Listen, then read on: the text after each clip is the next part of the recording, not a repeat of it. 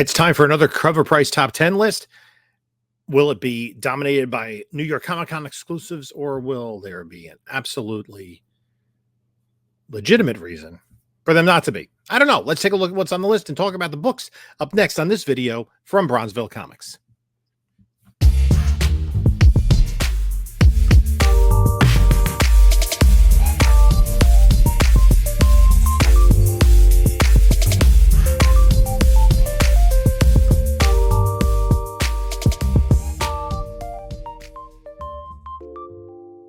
Hello, panelologists. This is Jim from Bronzeville Comics coming to you with another video. And before we get started, please like, comment, subscribe. Check out the description of this video for a link to my email, my eBay store, my whatnot, and my Instagram. And I'd like to thank everybody that comes in and has subscribed to the videos and gives us a like, gives us a comment. It's always appreciated. We're going to go into the Covrprice top 10 list for this week. Covrprice is an independent comic book price aggregator where they find online sales of books, both graded books as well as raw, and then they come up with other lists and articles. And one of the things they do every week is the top 10 movers in the aftermarket. So we're going to take a look at those books. Sometimes they're old, sometimes they're blue and or new, and sometimes they are very blue. So let's take a look at the top 10 list.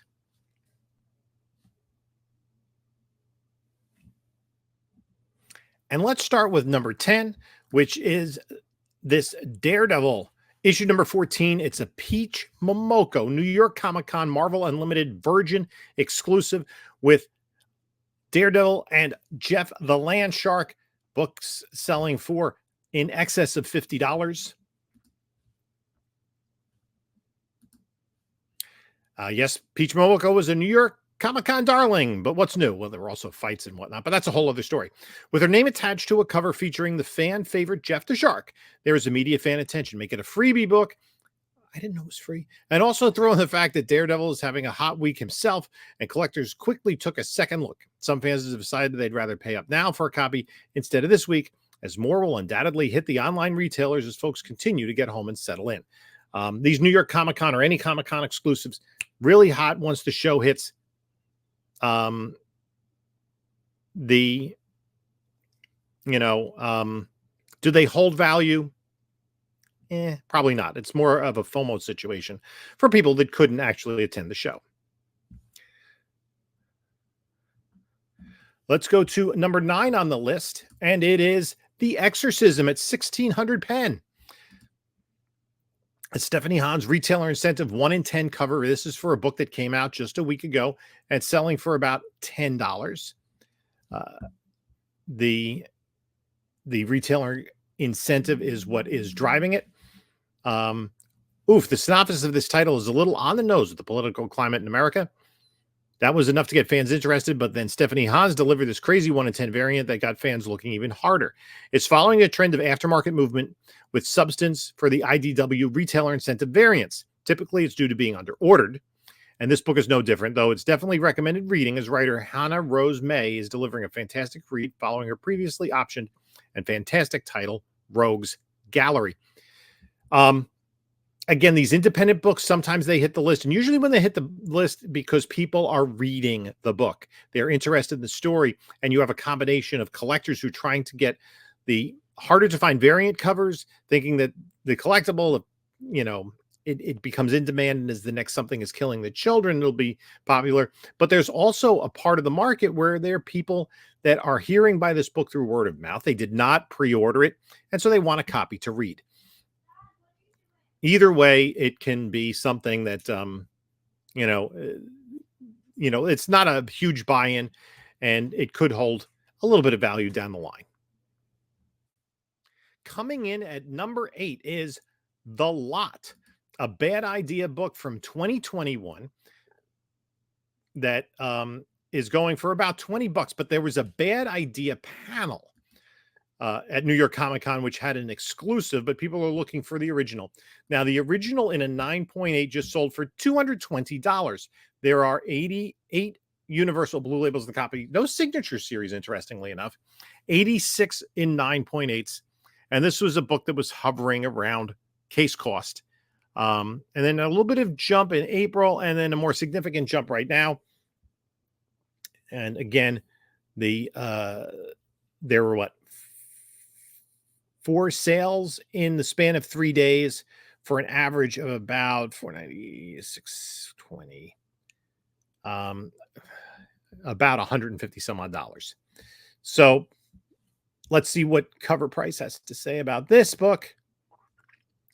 The comic community has a complicated relationship with Bad Idea, as the publishers met with a variety of opinions, like the Invisible comic book. Still, they know how to garner hype, and it paid off with this book.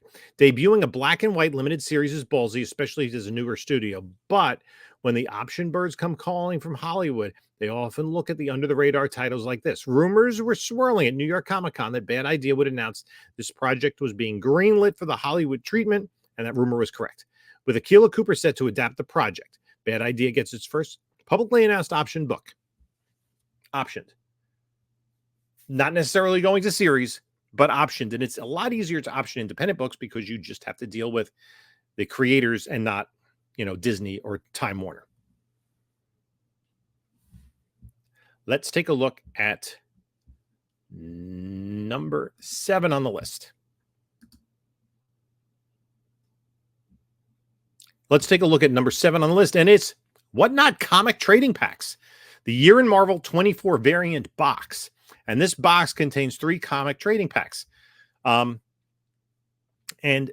the books, the packs are selling $200-$300. And they include variants that Marvel produced in 2024. And they've been put on Whatnot. While many debate if this is truly a New York Comic Con exclusive, since it's not offered on the convention floor, its presence was clearly felt, as they have been on fire on the aftermarket. Sold primarily during the convention on Whatnot, fan excitement quickly outgrew what was available. Sales began to overflow onto online aftermarkets, as collectors might have missed out on the chance to secure one on Whatnot. Sales have ballooned since and will likely continue to do so as sealed copies dwindle and fans get a better look at what's inside. Now, I missed the email on this again as a Whatnot seller. I talked to a couple people. I missed the X-Men 97 one.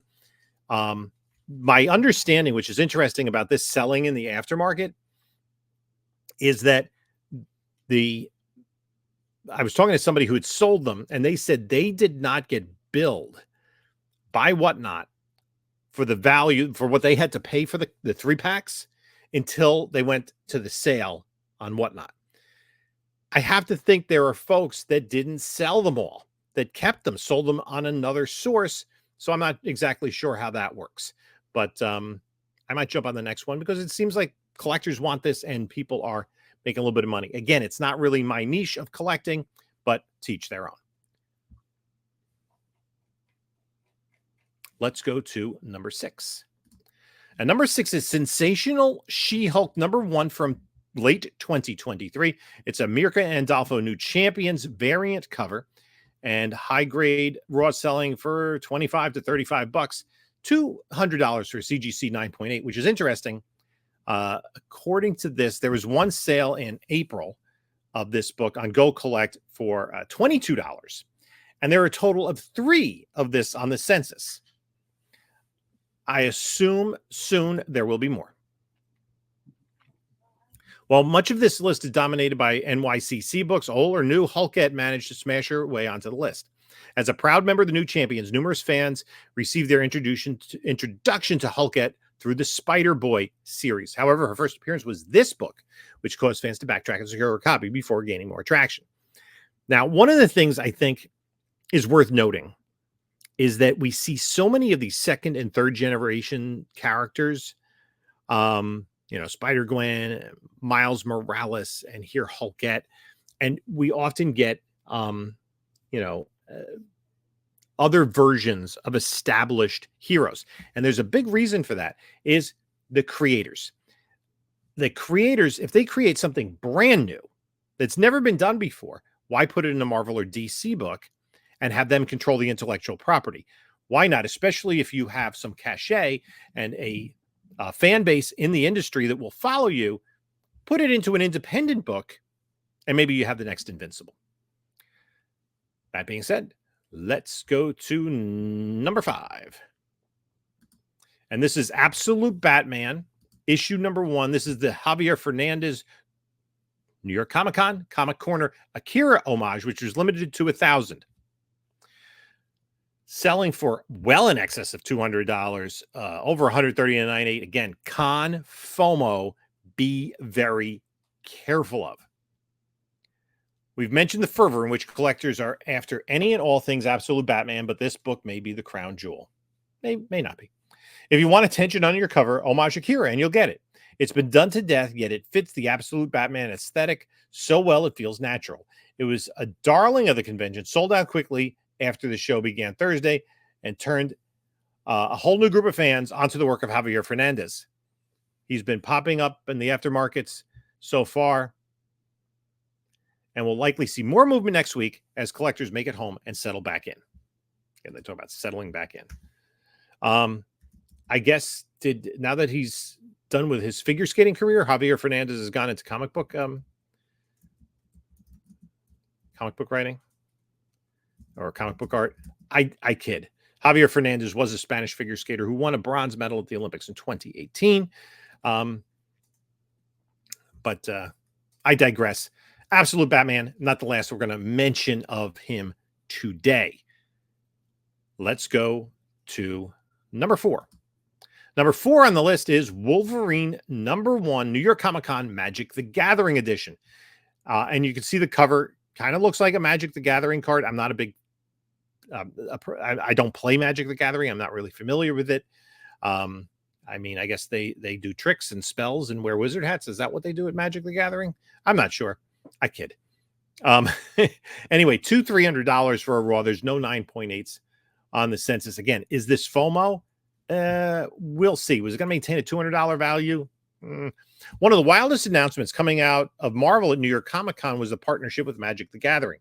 Magic has been a fan favorite TGC for over 25 years. And it is without doubt one of the most popular games to have ever existed. Marvel has partnered with Magic to release a set of Secret Lair cards. Secret Lair is the name of the collection of highly coveted limited edition cards. To kick off the partnership, a free promotional comic was given away in a poly bag with a promo card for the set. While Marvel card games tend to reuse artwork, this collection highlighted that each card will be unique artwork. Each card features artwork created specifically for this collection, making the cards a hot collectible item for both fandoms.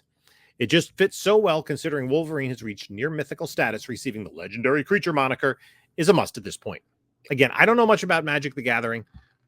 Will the crossover of fan bases help this maintain value? I don't know, but I think $200 is a little bit of FOMO for this book. Again, tread lightly, especially with brand new books that don't have a sales history. Let's go to number 3 on the list, and this is Spawn 357, the Peach Momoko New York Comic-Con Spectral Comics edition, signed by Todd McFarlane and limited to 500. Look at this. Sales of upwards of $300, almost $400 in a 9.8, and I'll fight you for it. I won't really, but some people would. Of course, a Spawn variant is hot on the aftermarket, but when you attach superstar artist Peach Momoko to the cover and have Todd McFarlane slap his signature on it, things get nuclear.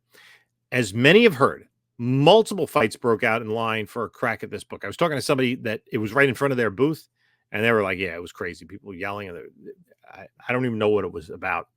Getting a comic book. Okay.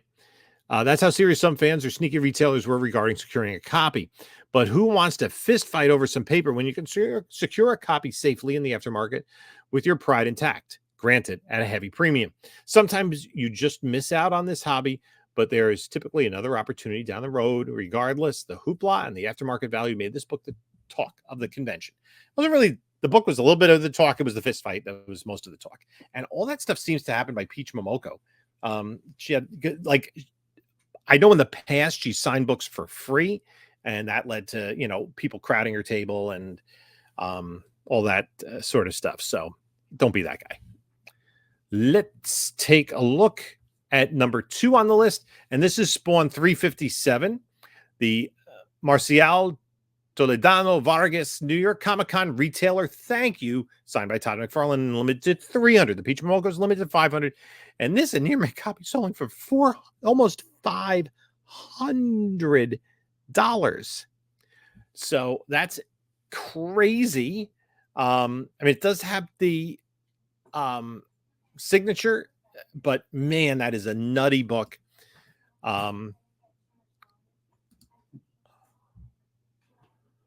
We see Spawn books pop up after nearly every major con, and this New York Comic Con was no different. Considering it's an epic Spawn cover signed by the Todd father, the aftermarket movement isn't surprising. However, this book was given to attendees at the Lunar Dinner last Wednesday night before the convention, and massive aftermarket returns are already being seen.